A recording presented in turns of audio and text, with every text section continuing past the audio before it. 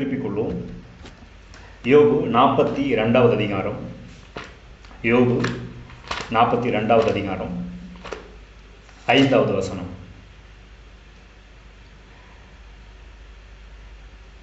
யோபு 42 5வது வசனம். என் காதினால் உம்மை குறித்து கேள்விப்பட்டேன், இப்பொழுதோ என் கண் உம்மை காண்கிறது. பாருங்க, இந்த யோபுவினுடைய வாழ்க்கையில் பல்வேறு பிரச்சனைகளை, நெருக்கடிகளை, வாழ்க்கையே முடிந்து போனது என்கிற சூழ்நிலைகள் எல்லாம் சந்தித்த பிற்பாடு அதன் மத்தியில் தேவன் அவனோடு பேசுகிறார். தேவனை குறித்து அவன் நிறைய கேள்விப்பட்டிருக்கிறான். பாருங்க, இப்பொழுது அவன் தன்னுடைய வாழ்க்கையில் ஒரு வெளிப்பாடை பெற்றவனாக பேசுகிறான். பாருங்க, நமக்கும் நம்முடைய வாழ்க்கையில் நாம் ஏதோ ஒரு சூழ்நிலையில் நாம் இயேசுவை குறித்து கேள்விப்பட்டிருப்போம். கேள்விப்பட்டதனாலே அவரை விசுவாசித்து ஆண்டவராக ஏற்றுக்கொண்டு நாம் அந்த ரட்சிப்பை பெற்றிருக்கிறோம். அதற்கு பிற்பாடு நாம் தொடர்ந்து ஒவ்வொரு நாளும் என்ன செய்கிறோம்? ஒவ்வொரு வாரமும் சபைக்கு செல்கிறோம், அல்லது நண்பர்கள் மூலமாகவோ அல்லது பாஸ்டர் மூலமாகவோ, இன்னைக்கு அநேகர் என்ன செய்கிறோம்? யூடியூப் மூலமாகவோ அல்லது இந்த மாதிரியான ஏதோ ஒரு ஜபத்தின் மூலமாகவோ நாம் கர்த்தரை குறித்து நிறைய காரியங்கள் என்ன செய்கிறோம்? கேள்விப்படுகிறோம் இல்லையா? நீங்கள் எல்லாருமே ஒவ்வொரு நாளும் என்ன செய்கிறீங்க? கேள்விப்படுறீங்க. சபை ஆராதனைக்கு ஞாயிற்றுக்கிழமை செல்லும் போது கேள்விப்படுறீங்க. இன்னைக்கு ஒவ்வொரு நாளும் பல்வேறு ரீதியில் நாம் தேவனை குறித்து என்ன செய்கிறோம்? கேள்விப்பட்டு கொண்டே இருக்கிறோம். பாருங்க, யோபுவும் அப்படித்தான் தன்னுடைய வாழ்க்கையில் தேவனை குறித்து பல காரியங்களை கேள்விப்பட்டிருக்கிறான். ஆனால் ஒரு கட்டத்தில் என்ன செய்கிறான்? என்னுடைய காதால் உம்மை குறித்து நான் நிறைய கேள்விப்பட்டிருக்கிறேன், ஆனால் இப்பொழுதோ என்னுடைய கண்கள், என் கண் உம்மை என்ன செய்கிறது? காண்கிறது என்று சொல்லுகிறான். பாருங்க, நாமும் அப்படிப்பட்ட ஒரு நிலைக்கு வர வேண்டும் என்று தேவன் விரும்புகிறார். எனக்கு அது தெரியும், இந்த வசனம் தெரியும், அந்த வசனம் தெரியும், தேவன் இதை செய்தார்னு தெரியும், அதை செய்தார்னு தெரியும், அப்படின்ற ஒரு லெவல்லே நாம் இருக்கக்கூடாது. நம்ம எந்த நிலைக்கு வர வேண்டும்? ஆண்டவரே, என்னுடைய கண் உம்மை காண்கிறது. இயேசு சொல்றார் இல்லையா, என் பிதா செய்ய நான் காண்கிறது எதுவோ அதையே நான் செய்கிறேன் அப்படின்னு சொல்றார். என் பிதா என்னத்தை செய்கிறாரோ அதை நான் காண்கிறேன், அதையே நான் செய்கிறேன். அப்படின்னா என்ன அர்த்தம்? இங்கே யோபு சொல்லுகிறான், என் இப்பொழுதோ. பாருங்க, இது வரைக்கும் நிறைய கேள்விப்பட்டிருக்கான் தேவனை குறித்து. இதுக்கப்புறம் என்னுடைய ஃப்ரெண்ட்ஸ் வேற தேவனைய பிரச்சனையை சொல்கிறாங்க, தேவனை பற்றியும் தப்பான பிக்சரை கொடுக்குறாங்க.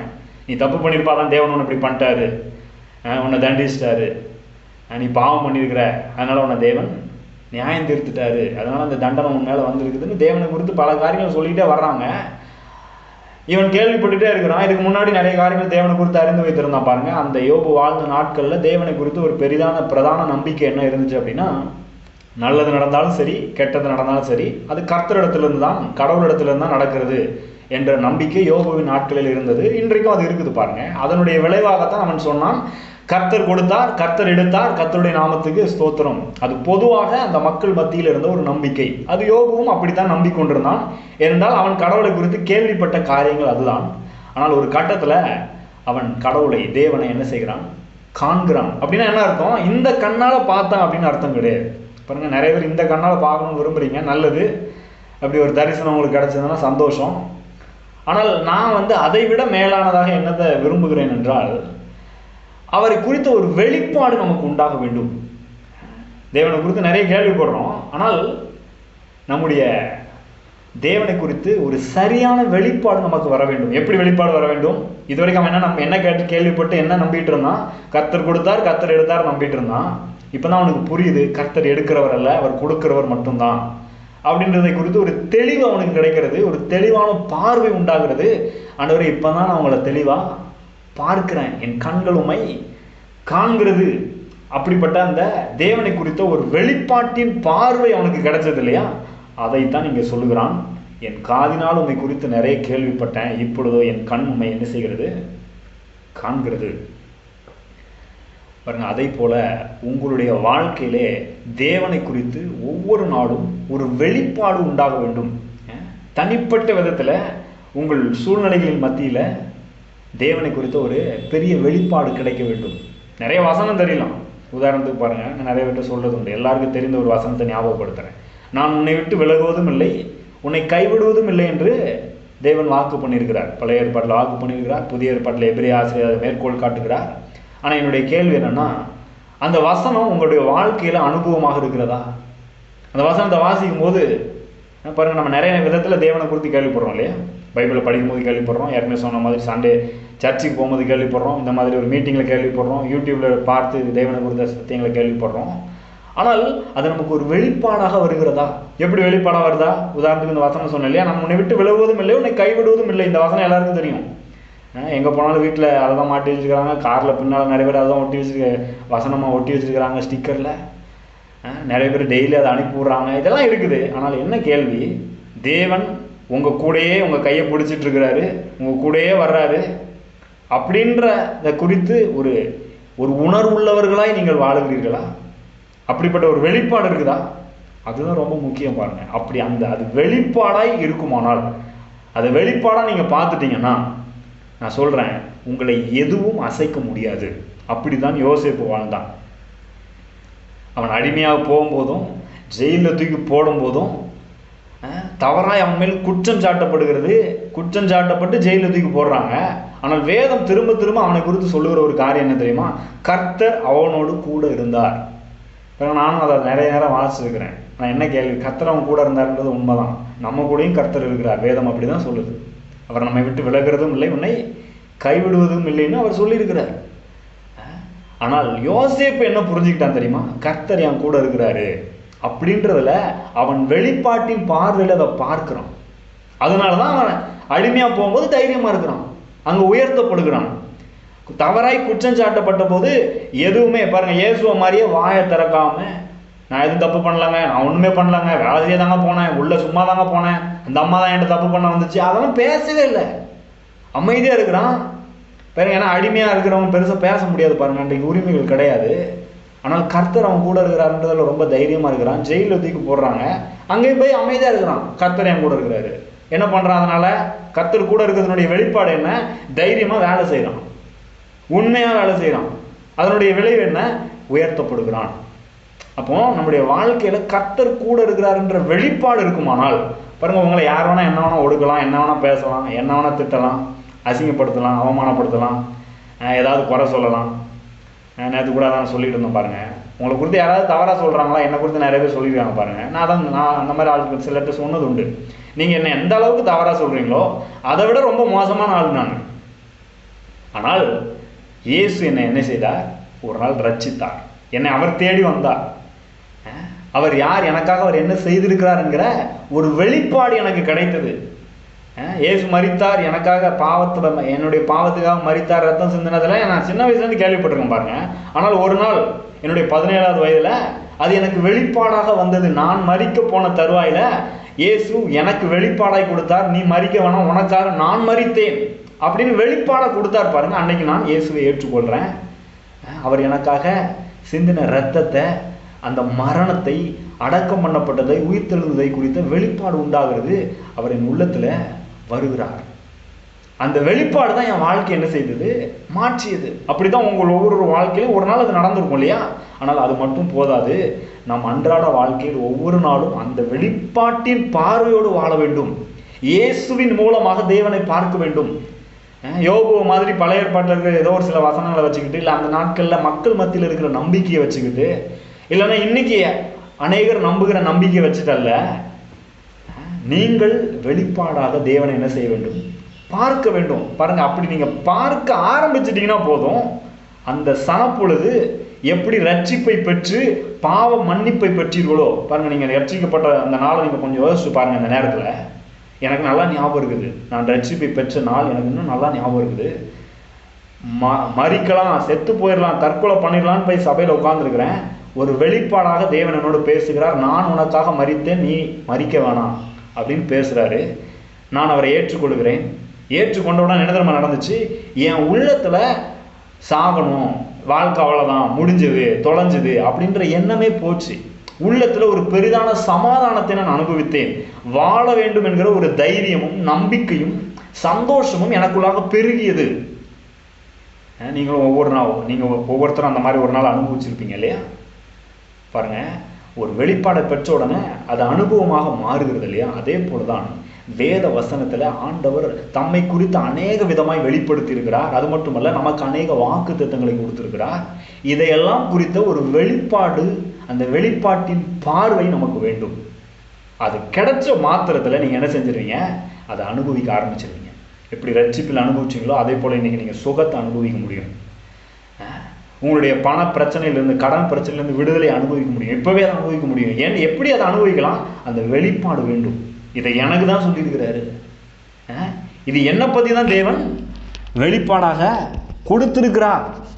எனக்காக தான் இதை அவர் பேசியிருக்கிறார் அப்படின்னு அது வெளிப்பாடாக உங்களுக்கு வந்துருச்சுன்னா போதும். அங்கே தான் வாழ்க்கையில் மாற்றங்கள் ஆரம்பிக்கிறது.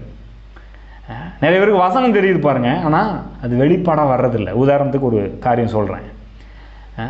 ஒரு கணவன் மனைவிக்குள்ளே ஒரு பெரிய சண்டை சச்சரவு ஆயிடுச்சு பாருங்கள். என்ன எப்படிப்பட்ட சண்டை சச்சரவுனா, கணவன் யாரோ ஒரு பெண்ணோடு தவறான உறவில் இருக்கிறாரு. இது அந்த பெண்ணுக்கு தெரிய வருது. வாழ்க்கையை முடிச்சுக்கலாம் அப்படின்னு 2 பேரும் பிரிஞ்சு போயிடுறாங்க.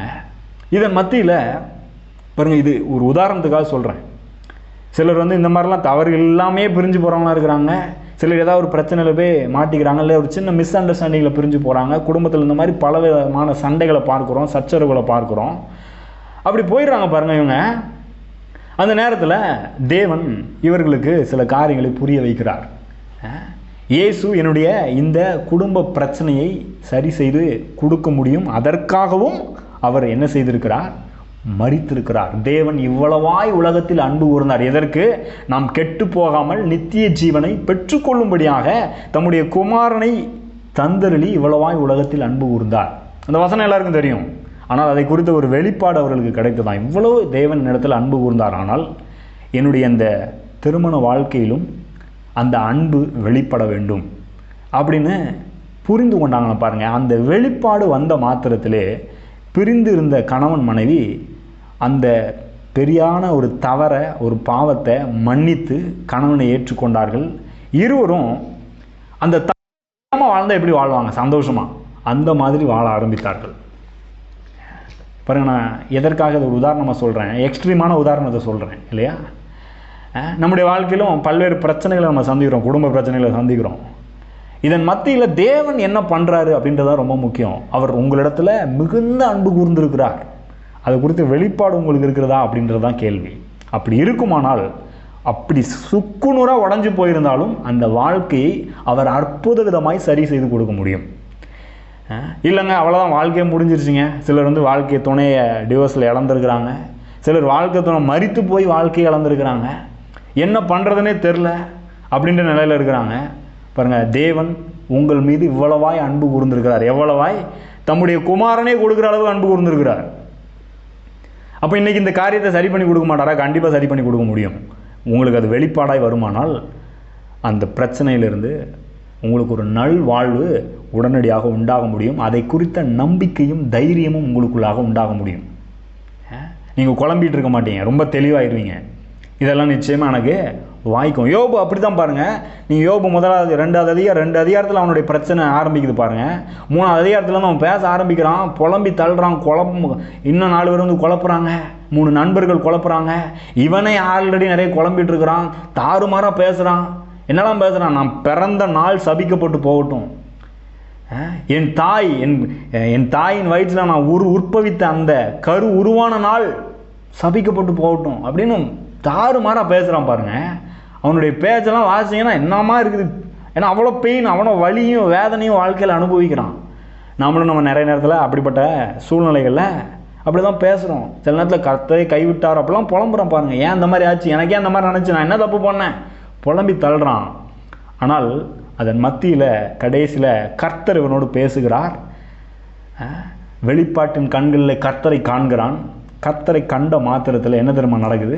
அதை தான் அதுக்கப்புறம் 42வது அதிகாரத்தில் தொடர்ந்து நம்ம வாசிக்கிறோம். இந்த 42வது அதிகாரத்தில் கர்த்தர் குறித்த வெளிப்பாட்டை கிடைச்ச உடனே அவன் சொல்லுகிற காரியத்தை கவனிங்க. அதை தான் நம்ம பாட்டாக கூட படித்தோம். என்ன? 2வது வசனத்திலேருந்து 1வது வசனத்திலேருந்து வாசிக்கிறேன். அப்பொழுது யோபு கர்த்தருக்கு பிரதியுத்தரமாக, தேவரீர் சகலத்தையும் செய்ய வல்லவர், நீர் செய்ய நினைத்தது தடைபடாது என்பதை அறிந்திருக்கிறேன். அதுதான் பாட்டா படித்தோம் இல்லையா? கர்த்தர் செய்ய நினைச்சது தடைபடாது. அவர் நம்மை ஆசீர்வதித்திருக்கிறார், அவர் நம்மை நினைத்திருக்கிறார். அவர் செய்ய நினைக்கிறது மட்டும் இல்லை, அவர் நம்மளையே எப்போதும் நினைச்சிட்டு இருக்காருன்னு வேதம் சொல்லுது.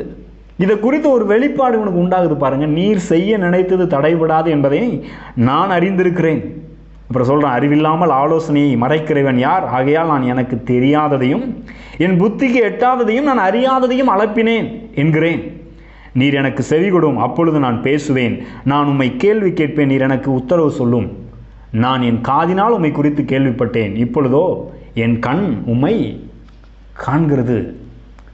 பாருங்கள், நீங்கள் வேதத்தை வாசிக்கலாம், இல்லை ஏதாவது ஒரு செய்தியை கேட்கலாம். கேட்கும்போது அல்லது வேதத்தை இப்படி வாசிக்கும்போது அது உங்களுக்கு வெளிப்பாடாய் வருமானால், அதை லைட் அடித்த மாதிரி உங்களுக்கு அந்த இதை நீங்கள் எனக்கு தான் அப்படின்னு பார்த்தீங்கன்னா, நான் சொல்லுகிறேன், அந்த சனப்பொழுது தான் உங்கள் வாழ்க்கை மாற ஆரம்பிக்கிறது. இவன் தேவனை பார்க்க ஆரம்பித்த உடனே, அதுக்கப்புறம் தொடர்ந்து வாசிச்சிங்கன்னா, 6வது வசனத்திலேருந்து வாசிச்சிங்கன்னா, இவன் இழந்ததையெல்லாம் ரெட்டிப்பாய் திரும்ப பெறுகிறான். 10வது வசனத்தில் வாசிக்கிறோம், யோபு தன் சிநேகிதருக்காக வேண்டுதல் செய்தபோது கர்த்தர் அவன் சிறையிருப்பை மாற்றினார். யோபுக்கு முன் இருந்த எல்லாவற்றை பார்க்கிலும் இரண்டத்தனையாய் கர்த்தர் அவனுக்கு தந்தருளினார். பாருங்க, கர்த்தர் கொடுத்தார் கர்த்தர் எடுத்தாருன்னு நம்பிட்டு இருந்தவன் இப்போ கர்த்தரை பார்க்குறான். அவர் எடுக்கிறவர் இல்லைன்ற ஒரு வெளிப்பாடு அவனுக்கு உண்டாகுது. தேவையில்லாமல் குழம்பிட்டேன், அதை இதையும் யோசிச்சிட்டேன், நிறைய பேசிட்டேன், தப்பாக பேசிட்டேன். இப்போ நான் என் கண் அவரை பார்த்துருச்சு, அவர் யாருன்னு எனக்கு தெரிஞ்சிருச்சு. அவர் எடுக்கிறவர் அல்ல, கொடுக்கிறவர் அப்படின்றது எனக்கு புரிஞ்சிருச்சுன்றான். கர்த்தர் ரெண்டத்தனையாய் கர்த்தர் அவனுக்கு தந்தருளினார். சொல்கிறேன் பாருங்கள், கர்த்தர் குறித்து இப்படிப்பட்ட வெளிப்பாடு நமக்கு வேண்டும். வெளிப்பாட்டின் பார்வை நமக்கு வேண்டும். வேதத்தில் சொல்லப்பட்டிருக்கிறது, நீயோ அநேக ஜாதிகளுக்கு கடன் கொடுப்பாய், நீயோ கடன் வாங்காதிருப்பாய். இந்த வசனம் நிறைய பேருக்கு தெரியும் இல்லையா? ஒரு ஐயா என்னிடத்துல சொன்னார் பாருங்கள், அவர் பிஸ்னஸ் பண்ணுறாரு. அப்போ பிஸ்னஸ் பண்ணும்போது பொதுவாக பிஸ்னஸ் பண்ணுறவங்க கடன் வாங்கி அங்கே வாங்கி இங்கே போட்டு அங்கே போட்டு இப்படி பண்ணுறது வழக்கம் இல்லையா? அப்போது ஒரு நாள் அவர் ஒரு பிரசங்கத்தை கேட்டு கொண்டு இருந்தாராம். என்ன பிரசங்கம்னா, கடன் வாங்காமல் நீ வாழ முடியும், இதுதான் பிரசங்க டைட்டில். இதை கேட்டுட்டு இருக்கும்போது, கேட்க ஆரம்பிச்சுட்டு இருக்கும்போதே இவருக்கு தோணுச்சான், கடன் வாங்காமல் பண்ண முடியுமா? அதெல்லாம் பிஸ்னஸ்னால் கடன் வாங்கி தான் ஆகணும், வேறு என்ன பண்ணுறது, இல்லைன்னா எப்படி பிஸ்னஸ் பண்ண முடியும் எப்படின்னு இவர் யோசிச்சுட்டு இருக்காராம். உடனே பிரசங்கர் சொல்கிறாராம், ஒருவேளை உங்களில் சிலர் இந்த மாதிரி யோசிப்பீங்க, பிஸ்னஸ்னால் கடன் வாங்கி தான் ஆகணும் அப்படின்னு யோசிச்சுட்டு இருப்பீங்க, தெரியும் எனக்கு அப்படின்னு சொல்கிறாராம். இவர் யோசிச்சுட்டு இருக்காரு, அவர் பேசுகிறார். என்ன இவர் நம்ம யோசிக்கிறதெல்லாம் பேசுகிறாருன்னு இவர் அந்த வார்த்தையை தொடர்ந்து கேட்டுகிட்டே இருக்கிறாரு. நீங்கள் உங்களில் நிறைய பேர் ஒரு முடிவுக்கு வந்துட்டீங்க, கடன் வாங்கி தான் ஆகணும், கடனில் தான் இருக்கணும், இப்படி தான் போகணும், அப்படி தான் போகணும், ஒரு முடிவுக்கு வந்துட்டீங்க. ஆனால் வேதம் சொல்லுகிறது, நீயோ கடன் வாங்காதிருப்பாய், அநேக ஜாதிகளுக்கு கடன் கொடுக்கிறவனாக இருப்பாய் அப்படின்னு வேதம் வாக்குத்தத்தம் பண்ணிருச்சு. நீங்கள் அதை நம்பினீங்கன்னா போதும், அதை விசுவாசிப்பீர்கள் என்றால் நீங்கள் கடன் வாங்காமல் வாழ முடியும். இல்லை இப்படி தான் வாழணும்னு விரும்பினீங்கன்னா அப்படி தான் இருப்பீங்க. அப்போ என்ன பண்ணுறது? கடன் இது வரைக்கும் கடன் வாங்கிட்டு இருக்கீங்களா? முதல்ல கடன் வாங்குறதை ஸ்டாப் பண்ணுங்கள். இந்த சத்தியத்தை, இந்த வசனத்தை, இந்த வாக்குத்தத்தத்தை உங்களுக்குன்னு கிளைம் பண்ணுங்க அப்படின்னு ஆரம்பிப்பாருங்க. அந்த ஐயா என்கிட்ட சொன்னார், அன்னைக்கு கர்த்தரே என் இடத்துல பேசுன மாதிரி இருந்துச்சு. நான் அன்னைக்கு கடன் வாங்குறதுக்காக ஒரு விஷயத்தை, ஒரு செக் எழுதி கொடுக்கணும் கடன் வாங்கி, ஏன்னா கடனில் தான் எல்லாம் போயிட்டுருக்கு, செக் எழுதி கொடுக்கலான்னு யோசிச்சுட்டு இருக்கிறேன். அந்த நேரத்தில் இல்லை வேண்டாம் அப்படின்னு என் கூட வேலை பார்க்குறவங்கள்ட்ட இன்றைக்கி தேவையில்லை அப்படின்னு ஸ்டாப் பண்ண சொல்லிட்டேன். இன்னையோட கடன் வாங்குறதை ஸ்டாப் பண்ணுறோம் அப்படின்னு நிறுத்திட்டேன். அப்போ என்ன பண்ணுறது? நாளைக்கு ஸ்டாக் வேணுமே, வேலை நடக்கணுமே அப்படின்னா எவ்வளோ பணம் இருக்குதோ, கேஷ் எவ்வளோ இருக்குதோ அதுக்கு மட்டும் வாங்குங்கன்னு சொல்லிவிட்டு அன்னையோட கடன் வாங்குறதை ஸ்டாப் பண்ணேன் சொல்கிறாரு. அதுலேருந்து கடன் வாங்குறது டோட்டலாக ஸ்டாப் ஆகிடுச்சான். ஏற்கனவே இருந்த எல்லா கடனையும் அடைத்து விட்டு கடனே இல்லாமல் அற்புத விதமாக இப்போ வரைக்கும் பிஸ்னஸ் பண்ணிகிட்டு இருக்கிறார். எதுக்கு நான் இதை சொல்கிறேன்? உங்களுக்கு அந்த வசனம் தெரியலாம், அது வெளிப்பாடாக வருதான்றது தான் முக்கியம். அதை வெளிப்பாடாக என்னுடையது நீங்கள் எடுத்துக்கொள்ள வேண்டும். ஒருவேளை ஏற்கனவே தெரிஞ்சு, நான் இப்போ நீங்கள் சொல்கிற காரியங்கள் கூட ஒரு உங்களுக்கு ஏற்கனவே தெரிஞ்சதாக கூட இருக்கலாம். ஆனால் இப்போ இது எனக்குனே பேசுகிற மாதிரி இருக்குது, இது கர்த்தர் என்கிட்ட தான் பேசுகிறாரு அப்படின்னு நீங்கள் எடுத்துக்கொள்வீர்கள் என்றால், அதை விசுவாசிப்பீர்கள் என்றால் அது உங்களுடையதாக மாறும். நீங்கள் இழந்ததெல்லாம் ரெண்டத்தனையாக வரும். கடனே இல்லாமல் நீங்கள் வாழ முடியும். நிச்சயமாக சொல்கிறேங்க, நான் வாழ்ந்துட்டு இருக்கிறேன் 13 வருஷமாக. நான் எத்தனையோ பேரை சந்திக்கிறேன், நிறைய லட்சக்கணக்கில் சம்பளம் வாங்குறவங்களாம் கூட கடன் வாங்கிட்டு இருக்கிறாங்க. 10-15 நாளைக்கு மேலே காசு இல்லைன்றாங்க. அப்படிப்பட்ட சிக்கலில் இருக்கிறவங்களாம் பார்க்குறேன். ஆனால் கர்த்தரை நம்பி கர்த்தர் சொன்ன வாக்குத்தத்தத்தை பெருசாக பார்த்து அதை குறித்த வெளிப்பாட்டோடு நீங்கள் வாழ்வீர்களானால் கடன் இல்லாமல் வாழ முடியும், ஆரோக்கியமாக வாழ முடியும், குடும்பத்தில் சண்டை இல்லாமல் வாழ முடியும். ஒரு பிரசங்கரை நான் ரொம்ப ஃபாலோ பண்ணுறது உண்டு பாருங்கள். அவர் சொல்கிறாரு, எனக்கும் என் மனைவிக்கும் சண்டையே வந்ததில்லை. எத்தனை வருஷமா? 30 வருஷத்துக்கு மேலே சண்டையே வந்ததில்லைன்றாரு. ஃபஸ்ட்டு வாட்டி அவர் இப்போ இந்த பிரசங்கத்தில் அவர் சொல்லும்போது இதெல்லாம் நம்புகிற மாதிரியா இருக்குது அப்படின்னு நான் சொன்னேன் பாருங்கள். அப்படின்னு நினச்சிட்டு இருக்கிறேன் நான். அவர் உடனே சொல்கிறாரு, இதை சிலர் நம்ப மாட்டீங்கன்னு எனக்கு தெரியும், இதெல்லாம் நம்புகிற மாதிரியா இருக்குன்னு சொல்லுவீங்கன்னு தெரியும், ஆனால் அதற்கான காரியத்தை நான் செய்ய ஆரம்பித்தேன். அதை நான் நம்பினேன். தேவன் அப்படிப்பட்ட குடும்பத்தை தான் விரும்புகிறார். அதை நான் எடுத்துக்கொள்கிறேன். அதற்கு தேவன் வார்த்தையில் என்னெல்லாம் சொல்லியிருக்கிறாரு அதை நான் ஃபாலோ பண்ண ஆரம்பித்தேன். என் மனைவிக்கு அதை போதித்தேன், என் பிள்ளைகளுக்கு அதை கற்றுக் கொடுத்தேன். என் பிள்ளைகளோடு என் மனைவியோடு நான் வீட்டில் உட்கார்ந்துருக்கும் போதும், நடக்கும்போதும், எழுந்திருக்கிற போதும், படுத்திருக்கும் போதும் தேவனுடைய வார்த்தைகளை, கற்பனைகளை கற்றுக் கொடுத்தேன். என்னுடைய வாழ்க்கை சமாதானமாக மாறியது அப்படின்றாரு. வருகிற பிரச்சனைகள் எல்லாம் சேர்ந்து மேற்கொண்டோம், சண்டை இல்லாமல் வாழ்ந்தோம் அப்படின்றாரு. பாருங்கள், அதை சொல்ல சொல்ல கேட்க கேட்க எனக்குள்ள அந்த நம்பிக்கை பெருக ஆரம்பித்தது. என்னிடத்துல நிறைய பேர் சொல்கிறது உண்டு, நீ கல்யாணம் பண்ணத்தானே போகிற, எப்படி வாழ்கிறேன்னு பார்க்குறேன் அப்படிலாம் சொல்கிறது உண்டு பாருங்கள். ஆனால் நான் தேவனை நம்புகிறேன். என்ன நம்பலை, என்னால் சரியாக போக முடியுமான்னு தெரில, ஹேண்டில் பண்ண முடியுமான்னு தெரியல. ஆனால் நான் தேவனை நம்புகிறேன், அவரை முன்வைக்க விரும்புகிறேன். வேதம் அதான் சொல்லுது பாருங்கள், கணவன் மனைவி இருவரும் சேர்ந்து கர்த்தருக்கு என்ன செய்யணுமா? கீழ்ப்படியணுமா? இருவரும் ஒருவருக்கு ஒருவர் கீழ்ப்படியணுமா? பாருங்கள், கர்த்தரை முன் வச்சுட்டிங்கன்னா நீங்கள் ஒருவருக்கு ஒருவர் கீழ்ப்படிய முடியும், ஒருவருக்கு ஒருவர் விட்டு கொடுக்க முடியும், ஒருவருக்கு ஒருவர் சமாதானத்தோடு சண்டை இல்லாமல் வாழ முடியும். அதுதான் வேதம் வாக்கு பண்ணுது பாருங்கள். ஆகவே நாம் அதை பெரிதாக எண்ண வேண்டும், அதை குறித்த வெளிப்பாட்டோடு வாழ வேண்டும். மற்றவங்க எப்படி இருக்கிறாங்க, உலகத்தில் எப்படி இருக்குது, இந்த கண்ணால் பார்க்குறத நம்பாதீங்க. அதை தான் சொல்ல வர்றேன். இந்த காதால் மனிதர்கள் பேசுகிறதையே பெருசாக நம்பிட்டு இருக்காதீங்க. என் மகனே, என் வார்த்தைகளை கவனி என்று கர்த்தர் சொல்கிறார். நான் சொல்கிறத பாரு, அதை உன் கண்ணு முன்னாடி நிறுத்துன்றார். அதை உன் இருதயத்துக்குள்ளே பத்திரமாய் காத்துக்கொள். அதினிடத்தில் நின்று ஜீவ ஊற்று புறப்படும். அந்த ஜீவ ஊற்று பற்றி தான் பேசிகிட்டு இருக்கிறேன். அவருடைய வார்த்தையை கேட்டு அதை உங்கள் கண்ணு முன்னாடி நிறுத்துறீங்க அப்படின்னா என்ன அர்த்தம்? அதை குறித்த வெளிப்பாடு உங்களுக்கு வேணும். அதை இருதயத்துக்குள்ளே வச்சு காத்துக்கொள்ளணும். இருதயத்துக்குள்ளே வச்சு காத்துக்கொள்றதுனா என்ன? உங்கள் இருதயம், எண்ணங்கள், மனது இதெல்லாம் இதை குறித்து தியானிக்கணும். இருக்கிற சூழ்நிலை நீங்கள் பார்க்குறது, கேட்குறது, உலகத்தில் இருக்கிறத என்ன செய்யக்கூடாது? பெருசாக பார்க்கக்கூடாது. இப்படி தேவனையும் அவருடைய வார்த்தையை உள்ள வச்சு அதை நீங்கள் பார்க்க பார்க்க பார்க்க அந்த இருதயத்திலிருந்து ஜீவ ஊற்று என்ன செய்கிறது? புறப்படுகிறது. குடும்ப வாழ்க்கை நல்லாகும், சரீரத்தில் சுகம் உண்டாகும், கடன் பிரச்சனை தீரும், அநேகருக்கு கடன் கொடுக்குறவர்களாக மாறுவீங்க. நீங்கள் ஆசீர்வதிக்கப்பட்டவர்களாய் மட்டுமல்ல, அநேகருக்கு ஆசீர்வாதமாக நீங்கள் மாறிவிடுவீர்கள். அதையும் தேவன் சொல்லியிருக்கிறார். நான் உன்னை ஆசீர்வதிப்பேன், நீ ஆசீர்வாதமாய் இருப்பாய். அது உங்களுக்கு வெளிப்பாடாக இருக்குதா? இருந்ததுன்னா நீங்கள் ஆசீர்வாதமாக இருப்பீங்க. நீங்களும் ஆசீர்வாதமாக இருப்பீங்க, மற்றவர்களுக்கும் ஆசீர்வாதமாய் இருப்பீர்கள். முடிவாக என்ன சொல்கிறேன்? தேவனை குறித்த ஒரு தனிப்பட்ட விதத்திலே ஒரு வெளிப்பாட்டை நீங்கள் பெற்றுக்கொள்ளும் போது உங்களுக்கென்று தேவன் என்னவெல்லாம் வைத்திருக்கிறாரோ, என்னென்ன நன்மைகளை, என்னென்ன ஆசீர்வாதங்களை எல்லாம் வைத்திருக்கிறாரோ, அந்த ஆசீர்வாதங்கள், நன்மைகளை எல்லாம் பெற்றுக்கொள்ளுகிற நிலையில் நீங்கள் இருப்பீர்கள்.